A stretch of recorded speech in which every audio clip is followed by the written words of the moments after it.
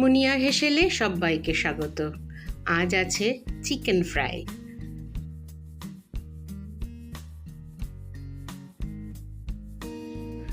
চিকেনের breast portion নিয়ে নিতে হবে। দোকান থেকেও এইভাবে কাটিয়ে আনতে পারো, নিজেও কেটে নিতে পারবে ভালো ছুরি থাকে। একটা একটু বড় বাসনে 4 চামচ দই নিয়ে নিলাম, বাড়িতে পাতা দই। তাতে একটু নুন, চিলি ফ্লেক্স আর আদা রসুন বাটা অল্প। পরিমাণগুলো সব লেখা আছে। দইটা ভালো করে ফেটিয়ে নিতে হবে, কোথাও যেন দানা না থাকে। চিকেনগুলো কিন্তু ড্রাই, একদম জল নেই দেখো। এবার দিয়ে দিলাম দইয়ের মধ্যে, খুব ভালো করে দইয়ের সাথে মাখবো।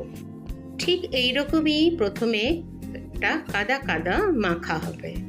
দইয়ের কিন্তু আমি জল ছড়িয়ে নিইনি।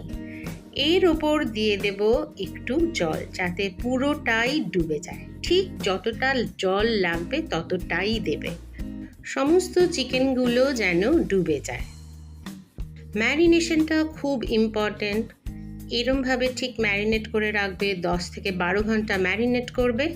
দেখবে খুব ভেতরটা তুলতুলে জুসি হবে আর বাইরেটা মুচমুচে হবে। চলো বাকিটা দেখে নিই। এর মধ্যে দিয়ে দিচ্ছি 1 চামচ কালো মরিচ। আমি 10 ঘন্টা ম্যারিনেট করেছি। 1 থেকে 2টো ডিম এইভাবে ফেটিয়ে নিতে হবে একটু নুন দিয়ে, খুব ভালো করে ফেটিয়ে নিয়ে। আরও 2টো জিনিস লাগবে। 1 প্লেট ময়দা লাগবে, 1 plate bread crumb. Marinated chicken স্ট্রিপগুলো এইভাবে একটা একটা করে তুলে নিতে হবে। প্রথমে দিতে হবে ময়দার প্লেটে। স্ট্রিপটার সমস্ত জায়গায় ময়দা ভালো করে মাখিয়ে নিয়ে দিতে হবে ডিমের গোলায়। ডিমের গোলায় ভালো করে ডুবিয়ে নিয়ে সেটাকে দিতে হবে ব্রেড ক্র্যাম্পের মধ্যে। এবার ব্রেড ক্র্যাম্পটাও ভালো করে চতুর্দিক থেকে সুন্দর করে মাখিয়ে একটা একটা করে স্ট্রিপ তৈরি করো, ঠিক এইভাবে। নতুন বন্ধুদের কাছে অনুরোধ, ভালো লাগলে সাবস্ক্রাইব করে পাশে থাকো।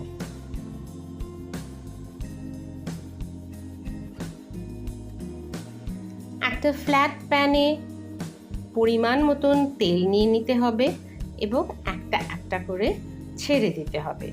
যখন ছাড়বে তখন তেল যেন পুরো গরম থাকে। মিডিয়াম থেকে লো আঁচে এটাকে আস্তে আস্তে ভেজে তুলতে হবে। যত ভালো করে ভাজবে, যত সময় দিয়ে ভাজবে, তত বাইরেটা ক্রিস্পি হবে আর ভেতরটা নরম জুসি হবে। লো আঁচে যদি না ভাজো, ভেতরে চিকেনটা কিন্তু সেদ্ধ হবে না। একটু ধৈর্য ধরে ভেজো। ভালো রান্নার জন্য সময় কিন্তু দিতেই হবে।